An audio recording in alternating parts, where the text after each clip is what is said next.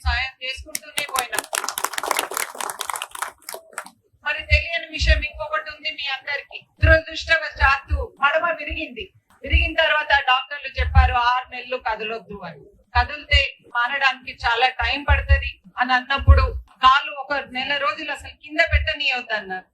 1 నెల రోజుల తర్వాత ప్రజల నుంచి ఎన్నో అవసరాలు వస్తుంటాయి, మరి ప్రజలు ఎన్నో బాధలు ఉంటాయి, వాళ్ళు ఫోన్ చేస్తుంటే అది చేస్తుంటే ఆయన ఉండలేకపోయినాడు. ఆ రోజు ఏమన్నాడంటే, ఇప్పుడు నాకు బాధ ఉంది కానీ నన్ను ఎన్నుకున్న ప్రజలు బాధల్లో ఉన్నారంటే నేను వెళ్ళాలి అని ఆ పరిస్థితిలో కూడా ఒక కట్ట పట్టుకొని బయటకు వచ్చింది.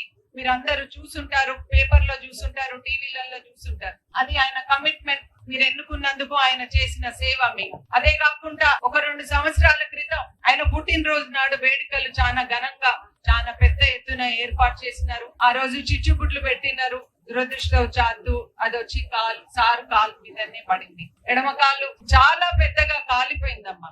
అది ఎంత కాలిందంటే ఉన్న కండంతా పోయింది. అప్పుడు బయటకు వచ్చేసింది. ఆ రోజు డాక్టర్ ఏం చెప్పిందంటే, దుమ్ము పడిందంటే ఆ కాలు ఇంకా బాగుపడదు, నీకు నువ్వు నడవద్దు, బయటికి పోవద్దు అని డాక్టర్లు ఖచ్చితంగా చెప్పేసినారు. కానీ ఆ పరిస్థితిలో కూడా ఎప్పుడన్నా ఎవరన్నా అవసరం ఉంది సార్ అని ఏ గ్రామం నుంచి అన్నా ఎక్కడి నుంచి అన్నా మీరు వస్తే మా సమస్య పరిష్కారం అవుతది అని ఫోన్ చేస్తే అప్పటికప్పుడు ఎవరికి కనబడకుండా ఒక సాక్స్ వేసుకొని వాళ్ళ దగ్గరికి వెళ్ళిపోయినారు. కానీ ఆ పరిస్థితిలో అది ఎందుకంటే మీరందరికీ నేను ఇవాళ ఎందుకు చెప్తున్నానంటే, మీరు ఎన్నుకున్న నాయకుడు ఆయన. మరి మీ కష్టాలలో ఆయన ఉండాలి కదా, మీరు పిలిచినప్పుడు ఆయన రావాలి కదా. అది నేను అన్నాను, ఇప్పుడు మీకు ఇన్ఫెక్షన్ వస్తుంది ఎందుకు వెళ్తున్నారు అని చెప్పినాడు. మనం కష్టాలు చూసి పైకి వచ్చిన వాళ్ళు కష్టాలలో ఉన్నప్పుడు మనకు తలెత్తి మన దిక్కు చూస్తే మనం వాళ్ళ దగ్గర ఉండాలి. నేను ఎంత చెప్పినా కూడా వినకుండా ఆయన అందరి మధ్యలోకి వెళ్ళి ఆయన ఎప్పుడు ఎవరికి ఏ అవసరం ఉన్నా కూడా వాళ్ళకి ఆ సహాయం చేయటం. మరి మొన్న అనుకోకుండా ఎలక్షన్ క్యాంపెయిన్ లో బైక్ ర్యాలీలో కూడా మరి అది ఏంటో మళ్ళీ కూడా ఇప్పుడు కాలింది. అయినా కూడా అది కాలింది, ఇన్ఫెక్షన్ కూడా వచ్చింది. కానీ ఇప్పుడు పరిస్థితి కాదు, ఆగలేని పరిస్థితి.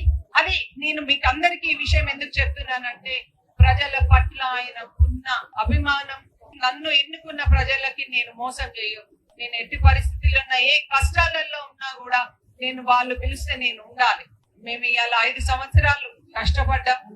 రంజిత్ రెడ్డి సారు ఈ 5 ఏళ్లలో ఏదైతే చేసిండో అది నేను వెళ్ళిన ప్రతి గడపకు నేను చెప్పుకొని, నేను అందరి సహకారాన్ని సార్కి ఓటేయండి, మీరు ఒక మంచి నాయకుడిని ఎన్నుకోండి అని అందరికీ నేను చెప్తున్నాను. మన ఊరు కానివ్వండి, ఏది అభివృద్ధి చెందాలన్నా మీకు అందుబాటులో ఉండే నాయకుడు ఉండాలి ఎప్పుడైనా.